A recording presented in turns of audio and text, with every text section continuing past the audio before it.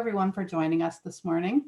I just want to mention that we have about 120 people on the call this morning. So if everybody could turn your mics and cameras off, it will help run a little bit smoother. Given our audience today, it would be a missed opportunity if I didn't mention that available strong broadband for everyone in Canada would make these Zoom meetings just a tad easier. So we asked for questions in advance for this morning's meeting, and I've tried to summarize them into 4 general questions for MPO Tool to respond to. If you do have specific questions, just drop them in the chat. We'll try to get to them. If we don't get to them today, we promise that we will work with Erin's office and we will get responses back to everybody that has specific questions.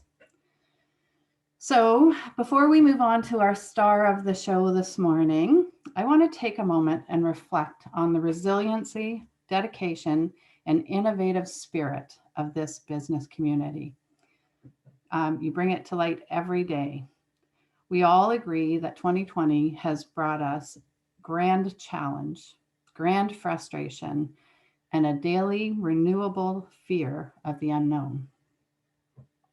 Within a matter of a day, when the pandemic hit, the collaborative nature of the business community and our political leaders at all levels were brainstorming together to support one another. I like to think that together we have managed this storm to the best of our abilities and will come out stronger for it. So thank you for showing true leadership. You all know who you are. Everybody on this call that is running a business or a public organization or a not-for-profit, we have all done this together, and collaboration is one of Clarington's biggest strengths. So thank you for participating in that.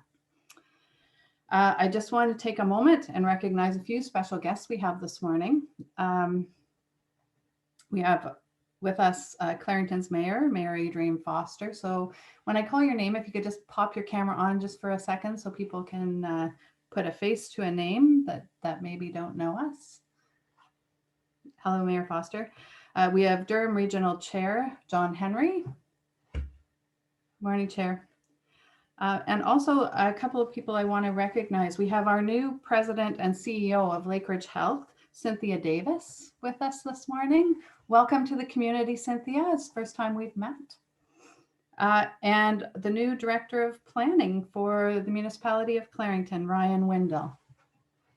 Welcome, Ryan. And I guess for some of the new people, I should have said, my name is Sheila Hall. I'm Executive Director at the Clarington Board of Trade and Office of Economic Development. And I would like to thank the team in Erin's office and the team in our office for pulling this together today. We're quite honored to have a few moments of time from Erin O'Toole. So I'm just going to do a brief introduction for Erin, and then we'll hand it over to you if you're ready, sir. So Erin O'Toole grew up in a GM family in Bowmanville, Ontario. At the age of 18, Erin joined the Royal Canadian Air Force and completed his studies at the Royal Military College. He continued his office training in Chilliwack, British Columbia, then Winnipeg, Manitoba, and settled in Halifax, Nova Scotia. I bet you're glad you're not out west today, it's cold. As a tactical helicopter navigator, he participated in search and rescue missions off Canada's coast, rising to the rank of captain. After 12 years of service, Erin retired from the military and returned to school to complete a law degree at Dalhousie University.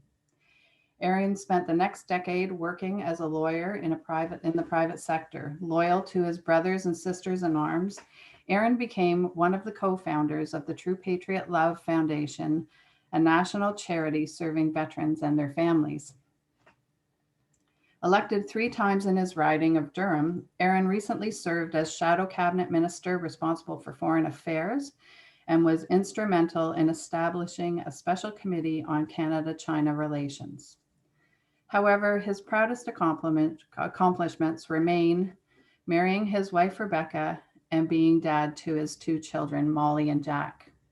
Wexford didn't make the cut on that one. Elected leader of the official opposition in August 2020, he is committed to standing up for all Canadians and building a stronger and more united country. Without any further ado, I hand it over to you, Erin. Thank you. Well, thank you very much, Sheila. It's great to be back with you and my friends at CBOT and back home in a virtual way as we can through these Zoom meetings.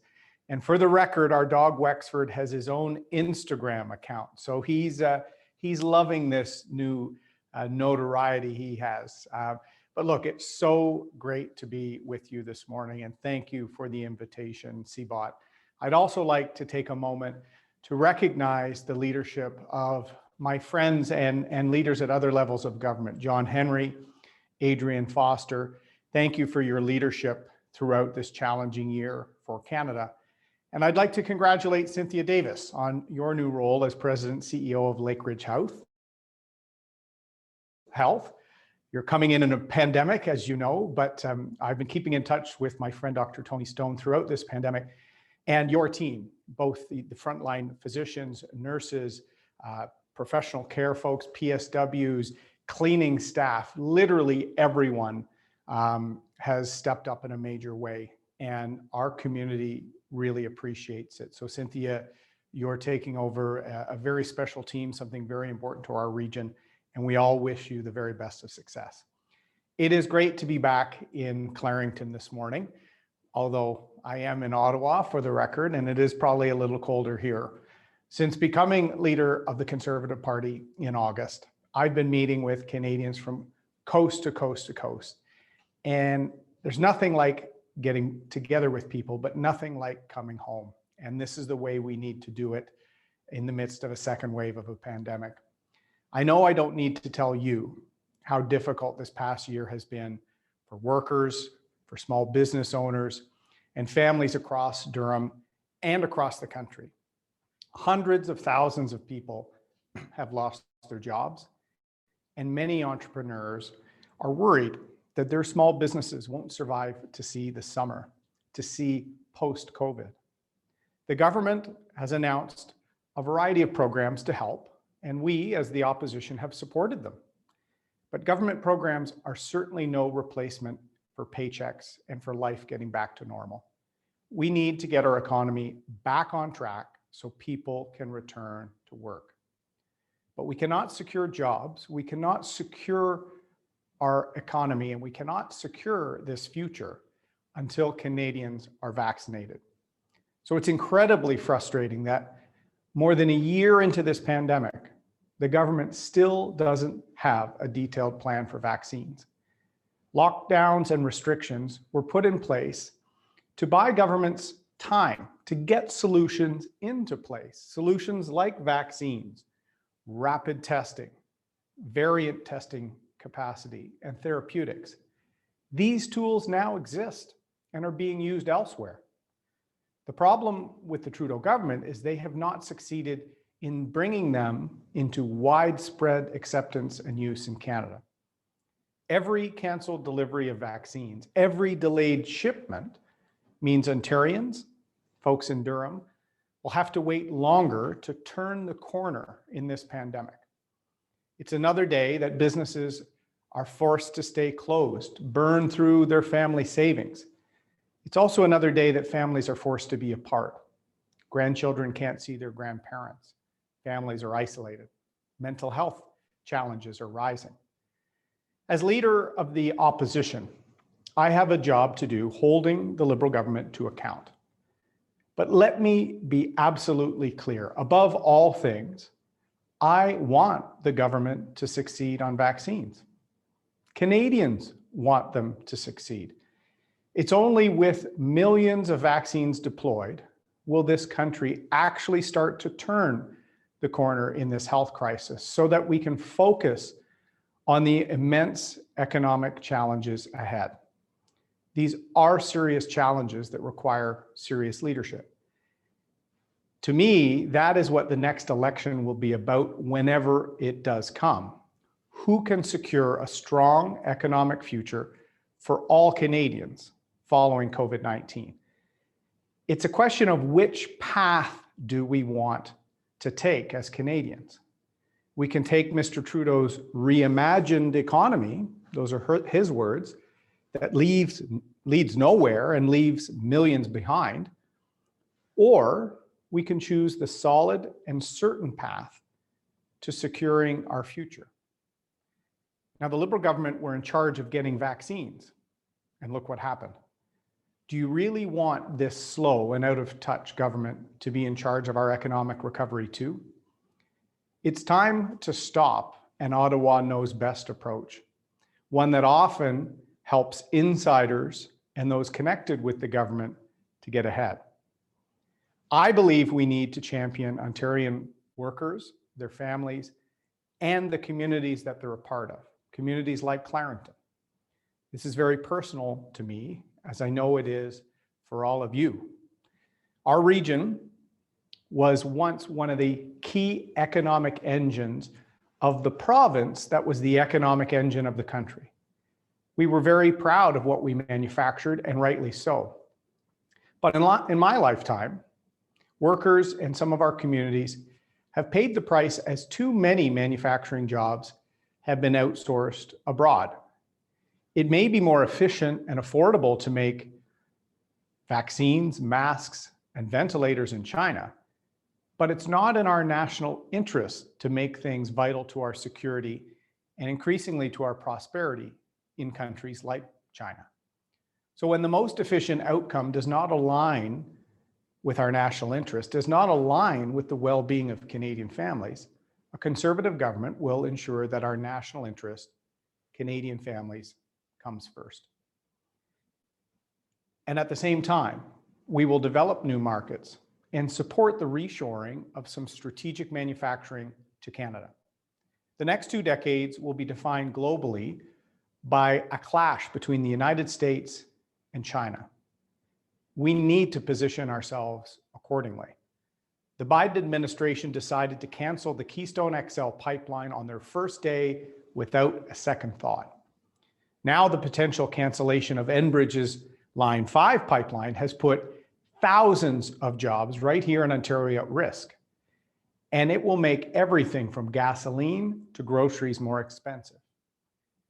This is exactly what a reimagined economy, according to Mr. Trudeau, might look like. Lost jobs across sectors that he doesn't like. My job as the leader of the opposition is to hold him to account, and I'm doing exactly that.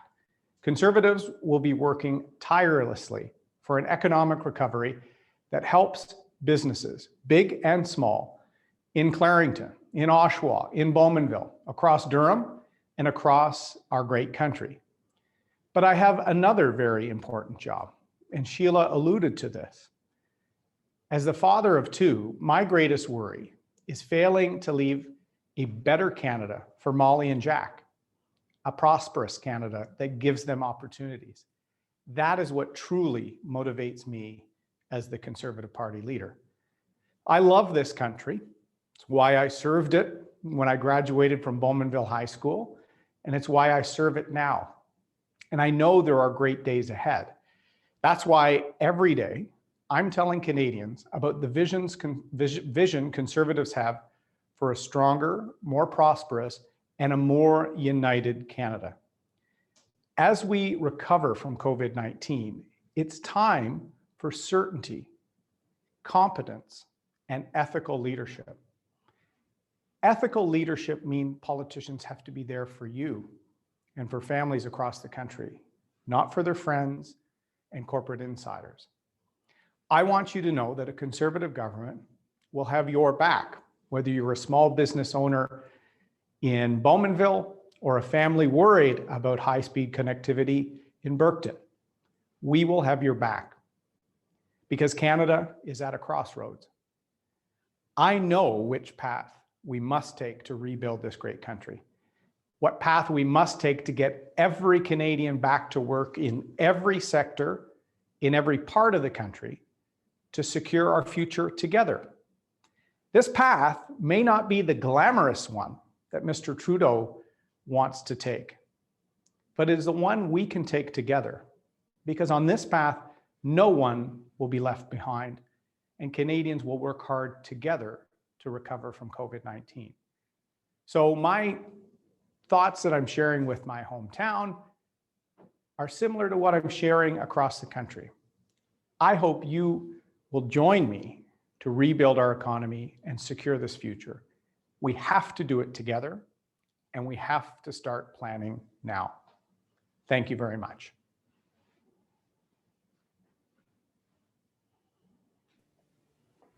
Well, thanks, Erin. Very, very insightful. It's certainly been a challenging time. So I'm going to move into some questions, and I sort of want to pick up on your theme of recovery.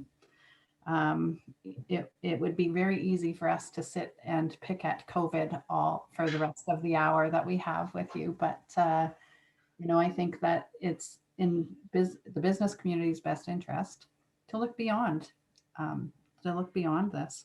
And I'm hearing many people say that this pandemic is a health event, not driven as an economic event. And so there's lots of opportunities for recovery. And a lot of that tends to come in the form of infrastructure, infrastructure investments from all levels of government. So I think that ties nicely into, so if we're looking at those recovery pieces of infrastructure spending, U.S. relations, other international relations that we can start building and take advantage of. I'm just wondering what you think the best strategy is for communities like Clarington and Durham Region to position ourselves to ensure that the infrastructure projects we have in place, such as the hospital expansion, OPG is bringing their head office. We're looking for that GO train to open its doors in Bowmanville, and so help us understand how we move forward with those projects and looking into the U.S. markets.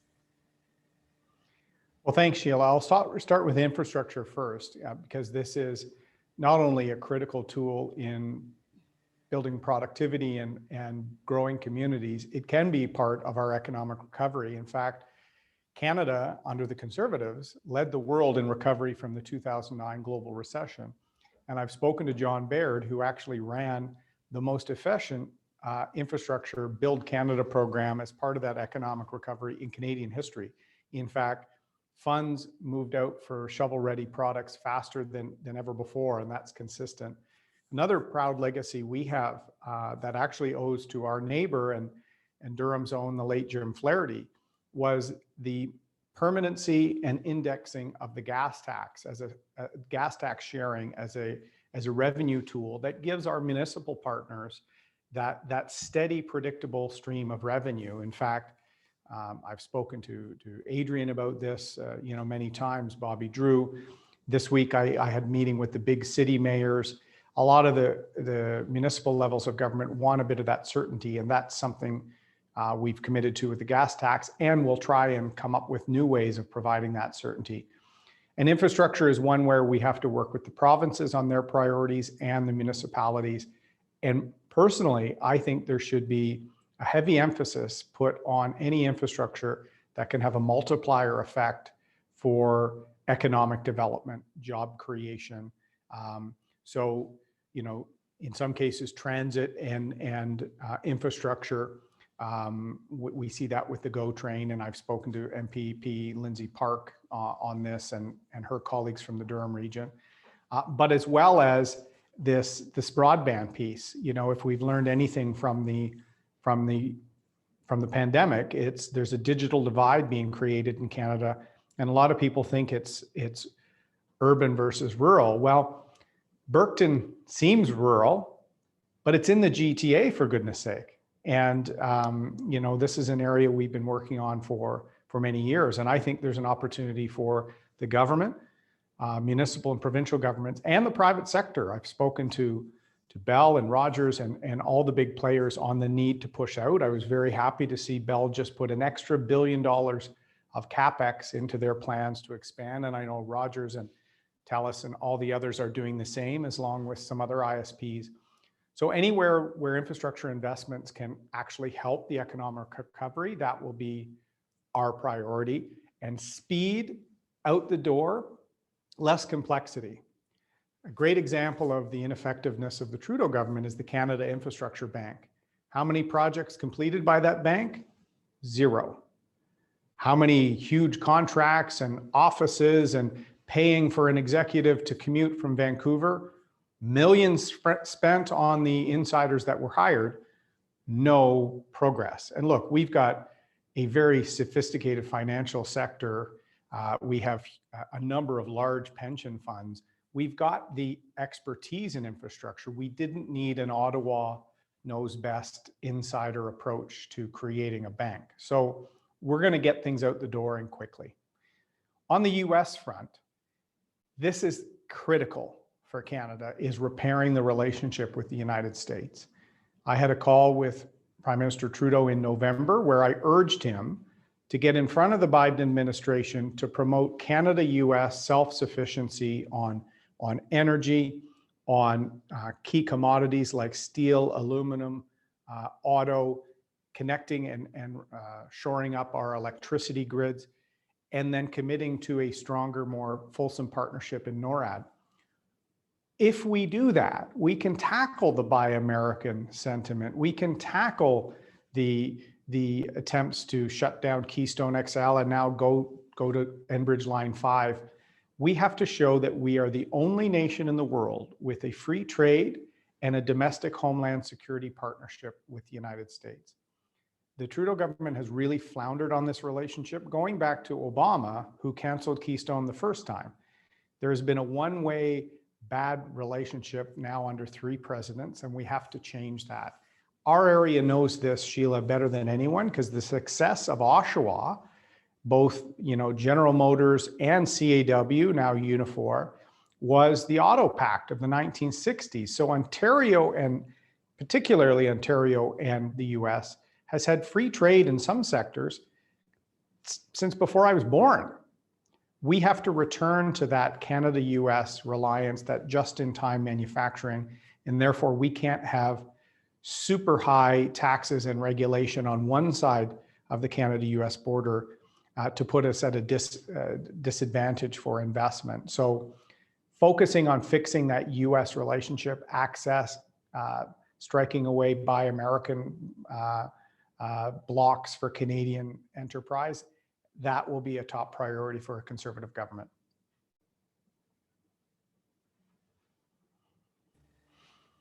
Thanks, Erin. So just sort of to tag on to that theme, I think it's important to maybe just have a quick conversation about reshoring. You mentioned that in your opening remarks about reshoring, and that's a really big topic. And so, our job at the Board of Trade is to help the business community prepare themselves for what we see as economic opportunities in the future. And so if Canada was to come up with a strategy on which sectors or which types of businesses would be first on that list to start reshoring, what sectors would we be focusing on? And B, how do we help our manufacturing community be prepared and able to manufacture? How are we going to support them to manufacture in a competitive way to what they can offshore? Sure, an important question. And I'll use an example. In the first wave of the pandemic last spring, I was working with an Ontario company that is a world leader in mask manufacturing. They're actually a Communitech business out of Waterloo. And there's a veteran that's a friend of mine involved. And I worked with the federal government. I worked with Premier Ford directly to onshore that capacity because they were contract manufacturing in China and said that literally, if they wanted to send to Canada, they couldn't. There was export controls and they were all being hoarded. And so we fought to have them manufacture in Ontario. I was fighting for Durham specifically. They're now in Barrie. So I got close, not close enough for my liking.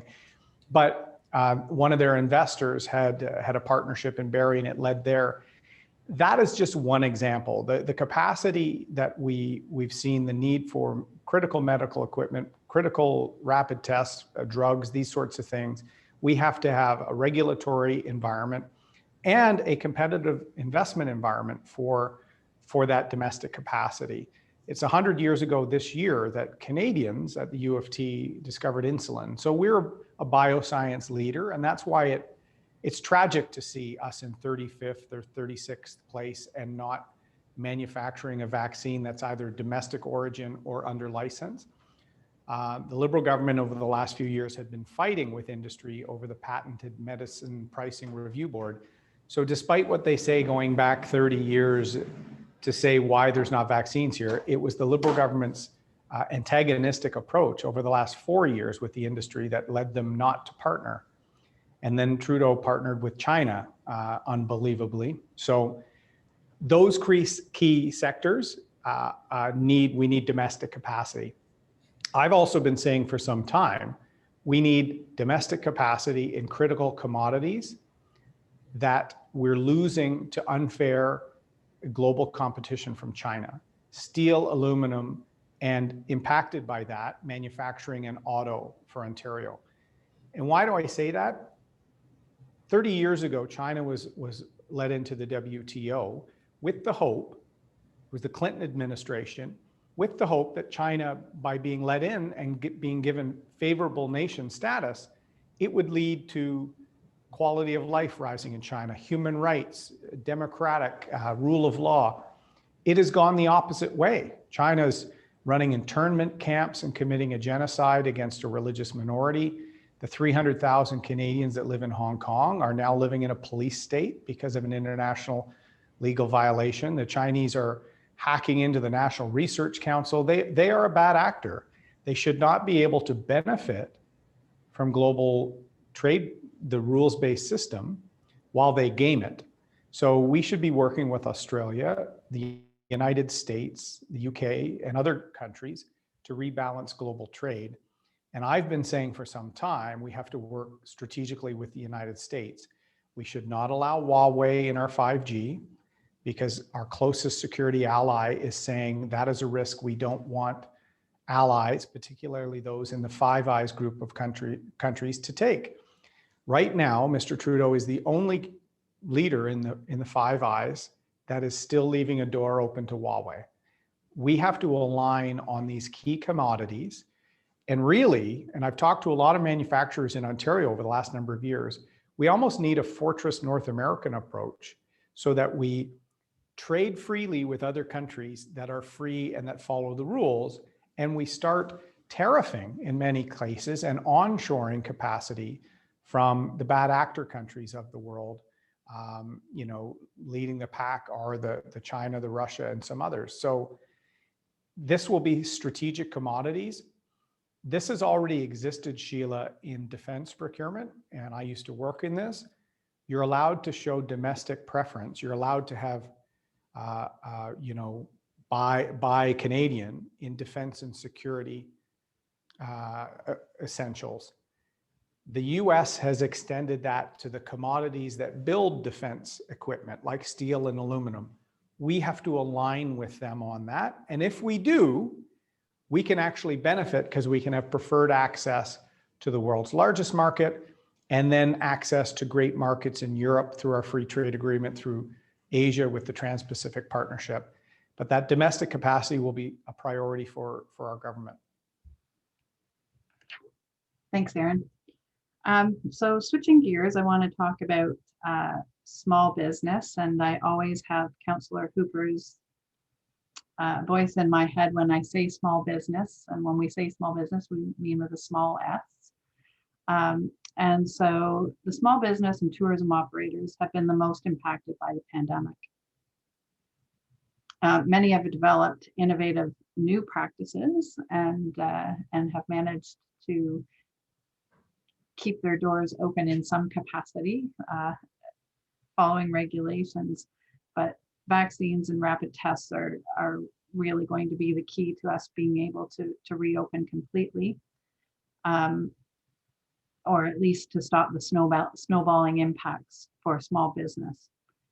So our concern and conversations focus around like the recovery for these small businesses and tourism operators, particularly who have just had their revenue cut off. Their recovery is going to transcend far beyond this year and next. And so we're hoping that there's a flexible vision for 5 to 10 years down the road on how we can help them get some of their regulatory bills paid and those kind of things. So any thoughts on that long-term recovery piece for those small businesses?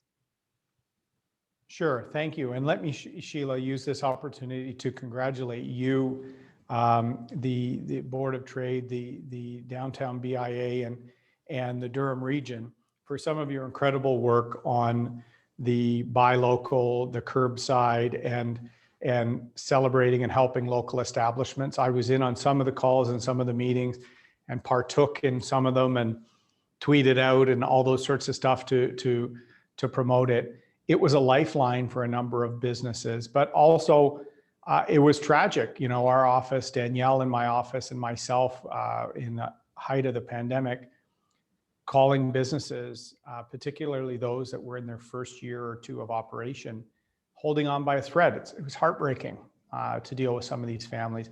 Rebecca and our favorite restaurant in Curtis, Thai Hotspot, they held on and then closed. And Roger and Rosemary, you know, they were our friends, and we know their whole family was invested in that business. So those stories I find heartbreaking, and they motivate me to win so that we can come up with a plan. But thank you for everyone trying desperately to come up with some leadership and some initiatives to help. What I've said is we need two things coming out of the second wave of the pandemic. We have to start planning to secure that economic future now. We can't wait. And one of the things will be an effort to save small business.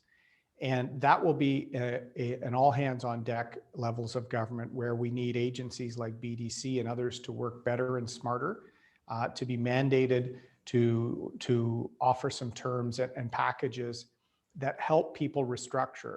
I've also said we have to look at maybe even temporarily changing bankruptcy and insolvency laws so that we allow businesses more time to restructure, more access to capital to restructure.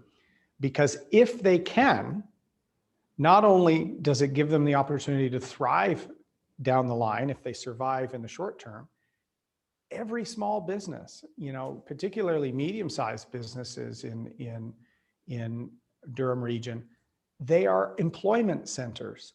Now, maybe just for 4 or 5 families that find employment from there, but, you know, Renfar and a number of our fabricators, there's, you know, 30 plus families that depend on those jobs. So that's where I really see small and medium-sized businesses, and the need for them to survive is for the added employment aspect coming out of the crisis.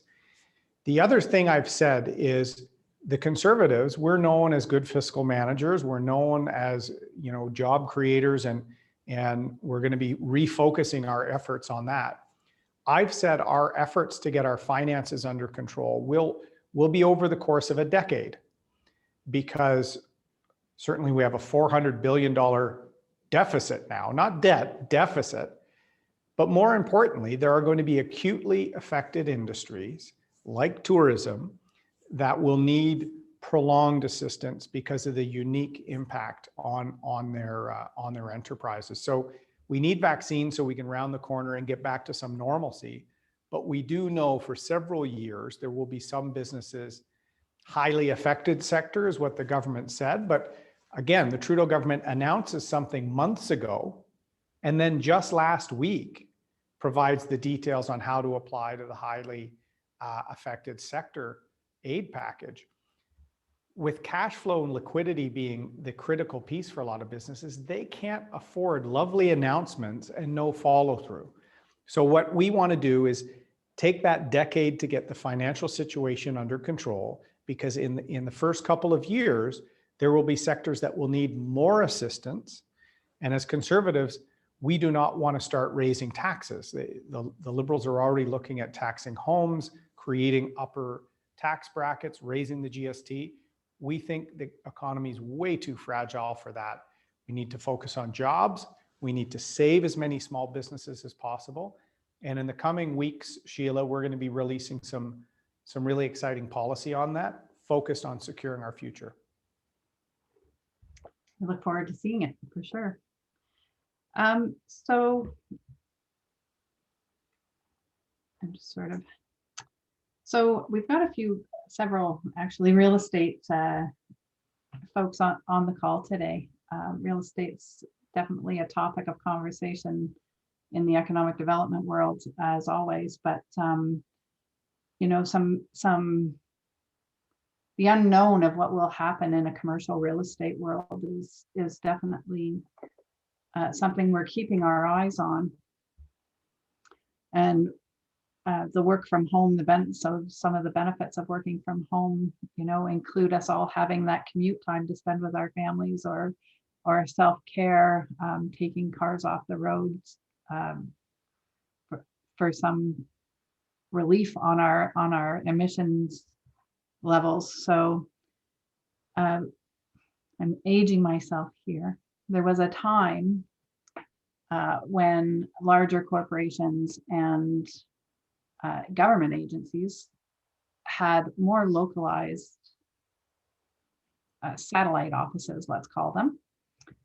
And then the switch went to everybody being in one building to streamline that process. Do you see opportunities for the governments of all levels actually to look at more localized satellite offices that would provide the communities with a more insight into the local economies and the local needs, and help address some of the vacancies in commercial buildings? Thanks. You know, from the perspective of the federal government, I don't see a widespread effort to kind of decentralize the federal government. Provincially, as you know, certain ministries, including the Michael Starr building in Oshawa, were efforts to push some of those Ontario jobs outside of the core in Toronto. But in terms of federally, of course, we not only have the entire country, we have some of the structural challenges of time differences, language differences. When I was Minister of Veterans Affairs, I was the minister of the only department of the federal government that was not headquartered in Ottawa. It was headquartered in Charlottetown, PEI. And it was literally on a remote island. And there developed some business cultural challenges to the business, to the ministry, that I had to address as minister, because it was a bit out of sight, out of mind. And so on that, I don't have any specific plans. I want to make sure that government services are provided quickly and effectively and give people as much choice as possible, but I don't have any plans to push out and to relocate. For the real estate agents on the call, I certainly know how important home building and real estate is to our economy in Ontario and nationally. We are looking at some pretty exciting policies to reverse some of the unfair measures that the government, the Liberals, brought in terms of the stress test. But we're also looking at issues like mortgage terms, not just amortization periods. There needs to be some creativity. For the first time literally in 70 years, we've been looking into making some changes, particularly to allow younger families access to the housing market. Clarington has been going crazy lately, and you know, that's good in some ways. It's challenging in some ways, because I want people to have success and then have the same ability I did as a kid, to grow up in a nice home in a nice street. I still launch all my campaigns, as some of my friends on Morgandale Crescent know. I go back to my childhood street in Bowmanville and launched my first leadership campaign in that area. It's powerful to me. We want more families to be able to have that ability of home ownership. So I know the provinces are looking at supply, available land for development. But federally, particularly some of the old mortgage approaches we haven't looked at in years, we are doing. And I've appointed a housing shadow minister, a housing critic for the first time, a young guy from the Mission area of BC, because the lower mainland of BC has the same challenges we have in the GTA. So we're talking to a lot of real estate agents, a lot of folks in construction and home building, to try and make sure the federal policies, and including the approach with CMHC, is fair, allowing access to first-time home buyers and keeping that important part of the economy moving. Thanks, Erin. So my last theme of question is about skilled labor. And I know that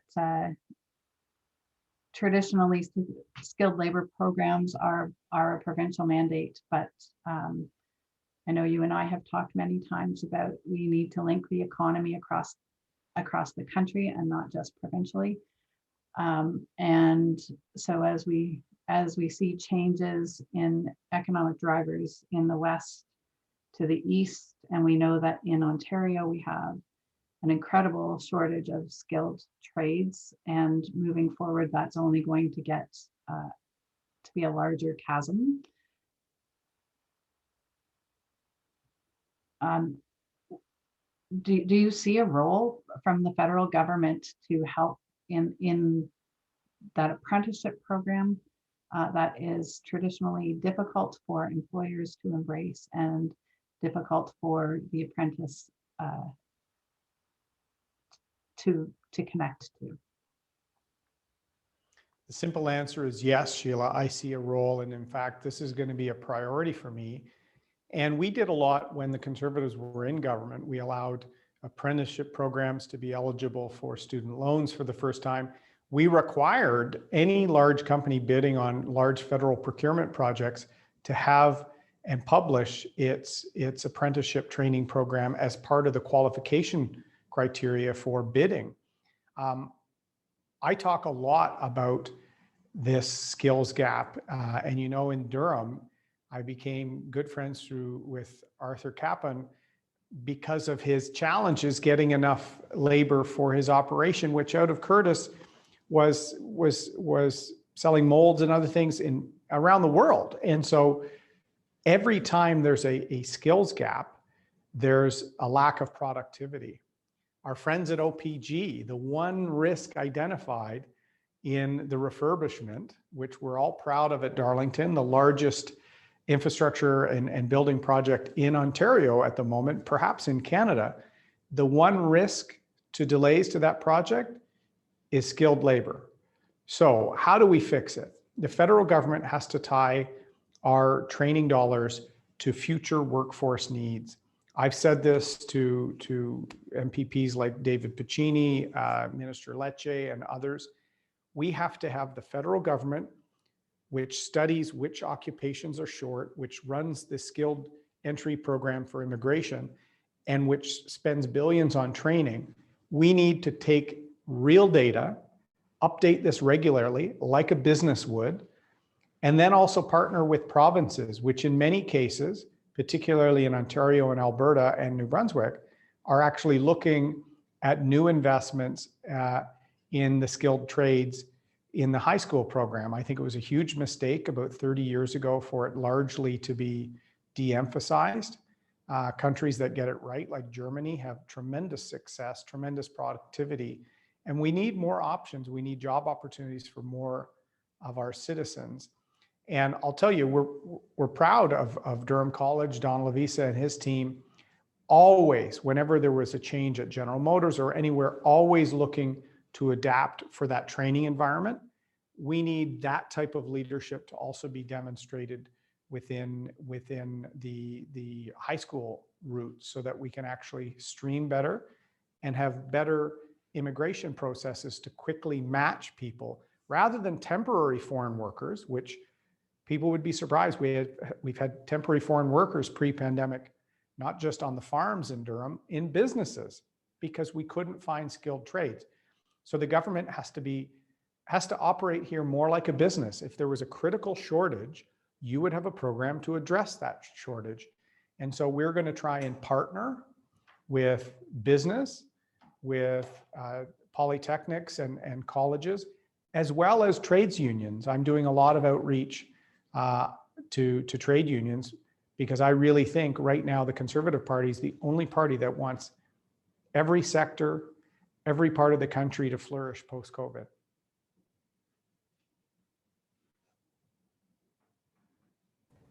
I muted myself, sorry. So that's all the questions that we had planned for this morning. And thank you for touching on the high schools. They are our future workforce, and it's really important. I know at the Board of Trade, we spend a great deal of time working with the career classes to teach them about the amazing jobs that everybody on this call is creating. We always say economic development and government do not create jobs.